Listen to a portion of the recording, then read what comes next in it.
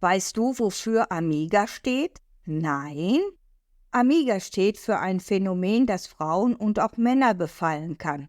Im Übrigen ist es eine Abkürzung von aber meiner ist ganz anders. Wenn du mehr über das Amiga-Syndrom, das sture Festhalten an einer Fake-Beziehung wissen willst, dann bist du hier richtig. Hallo zusammen, ich bin Rina von den Betsy-Spürnasen. Seit mehr als einem Jahr kläre ich über Business und die Folgen auf. Ich erzähle dir heute von der Gehirnwäsche der Betsys, wie tief diese Manipulationen reichen können. Es geht so weit, dass du am Ende vor einem Scherbenhaufen stehst. Manchen ist es noch nicht so bewusst, dass sie mitten in einer Business-Beziehung stecken. Viele kennen den Begriff Business nicht. Vielleicht erkennst du dich darin wieder oder du kennst jemanden aus deinem Umfeld, der das passiert ist oder gerade passiert. Schreib mir das mal in die Kommentare. Hast du auch oft gesagt, ich bin verliebt? Ich hatte nicht gedacht, dass ich noch mal jemanden kennenlernen würde. Plötzlich stand er vor mir. Egal, was die anderen zu unserer Beziehung sagen, ich liebe ihn. Und ich denke nicht daran, ihn aufzugeben. So oder so ähnlich haben viele Frauen gedacht, die auf einen Betsy hereingefallen sind. Sie wollten es am Anfang nicht so wahrhaben. Die Kontrolle des Betsys funktioniert auch über mehrere tausend Kilometer Entfernung. Das muss sie ja auch, denn wenn du nicht kontrollierbar bist, bist du kaum manipulierbar. Das alles gehört zu seinem geheimen Drehbuch, das nur der Betsy kennt. Er wendet diese Art der Manipulation bei jeder seiner Damen im Harem an. In diesem Podcast habe ich sehr viele Erfahrungen von Betroffenen und auch eigene Erfahrungen wieder mit einfließen lassen. Hier verlinke ich dir das Video Die Wahrheit über das Lovebombing der Betsys. Aber jetzt tauchen wir tief ins Amiga-Syndrom. Ich war überzeugt, dass ich mich in meinen Betsy verliebt habe. Wie du weißt, macht Liebe blind. Blind für alles, was außerhalb meiner pinkfarbenen Blase passierte. Für mich zählte nur noch meine vermeintliche neue Liebe. Alles andere um mich herum wurde unwichtig für mich. Was genau war das? Es war mein Amiga-Syndrom. Das hatte mir den Blick genommen, mein Betsy kritisch zu hinterfragen. Mittlerweile weiß ich, dass das eine Folge seines Lovebombings war. Meine Zweifel waren am Anfang sehr stark, aber noch schaffte ich es nicht, diesen Argwohn nachzugeben. Die Gefühle, die mein Betsy in mir weckte, waren einfach zu intensiv. Diese leidenschaftlichen Empfindungen machten mich blind für die Wirklichkeit.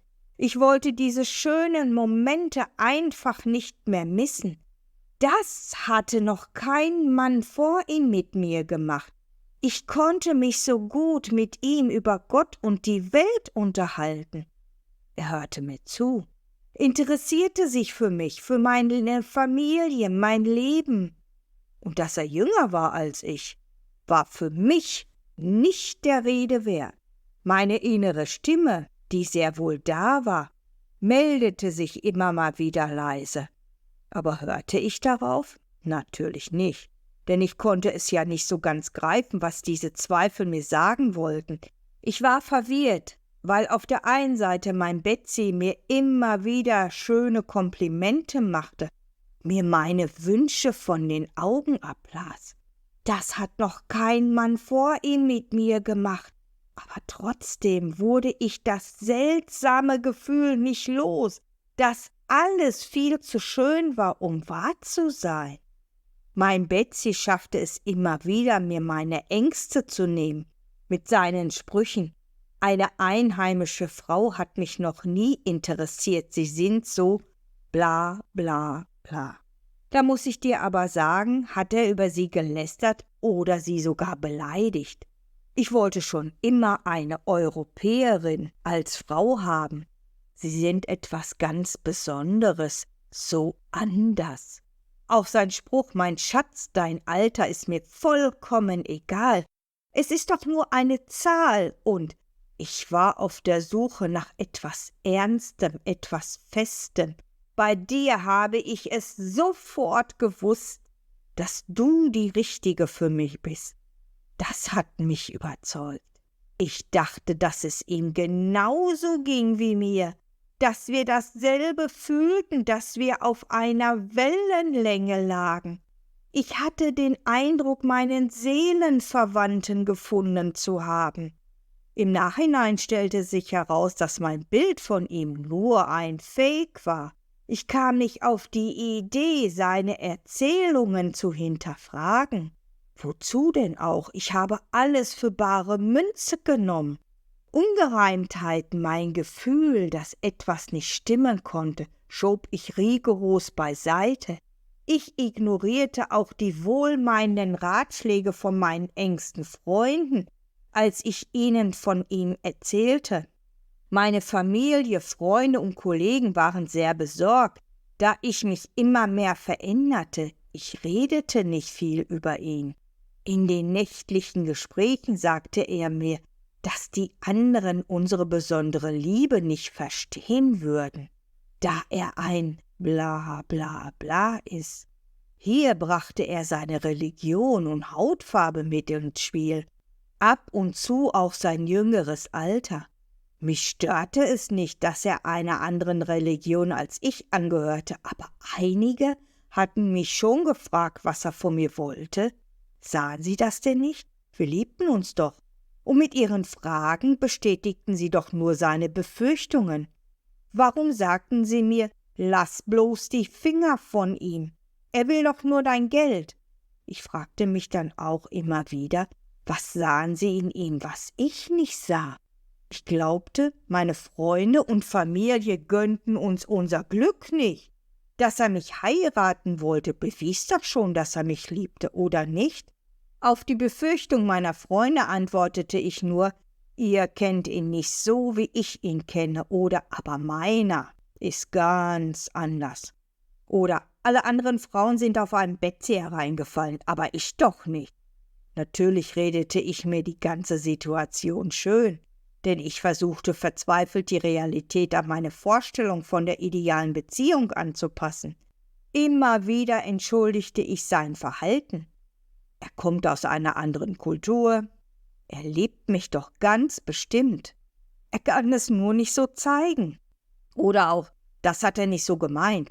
Da muss ich ihn missverstanden haben. Diese und ähnliche Sätze gehörten von nun an zu meinem Standardsätzen. Auch suchte ich in bestimmten Foren nach einer Bestätigung, dass es richtig gewesen war, mich für ihn zu entscheiden. Diese Bestätigung bekam ich nicht, im Gegenteil. Mir wurde vehement davon abgeraten, die Beziehung weiterzuführen, wie die anderen aus meinem Umfeld es auch machten. Ich suchte insgeheim nach einem untrüglichen Beweis, dass alle anderen sich irrten und ich nicht. Seine ständigen nächtlichen Anrufe machten es mir nicht einfacher. Ich lebte für diese langen Gespräche, sie waren mein Lebenselixier. Durch den Schlafmangel war ich tagsüber sehr müde, unkonzentriert, launisch. Ich schob das aber auf den Stress mit meiner Familie und Freunden oder auch auf der Arbeit zu. Seine Beschwörungen, niemandem etwas von uns zu erzählen, machten es für mich zu Hause nicht leichter. Es wurde ein bisschen einsam um mich herum. Ich erzählte denjenigen auch nichts mehr, die mir noch geblieben waren, denn ich befürchtete, dass diese mir dann auch Vorhaltungen über mein Betsy machten. Das versuchte ich zu vermeiden. Mein Telefon wurde zu dieser Zeit mein bester Begleiter. Ich legte es kaum mehr aus der Hand. Nachts lag es neben mir im Bett, damit ich sofort den Anruf entgegennehmen konnte.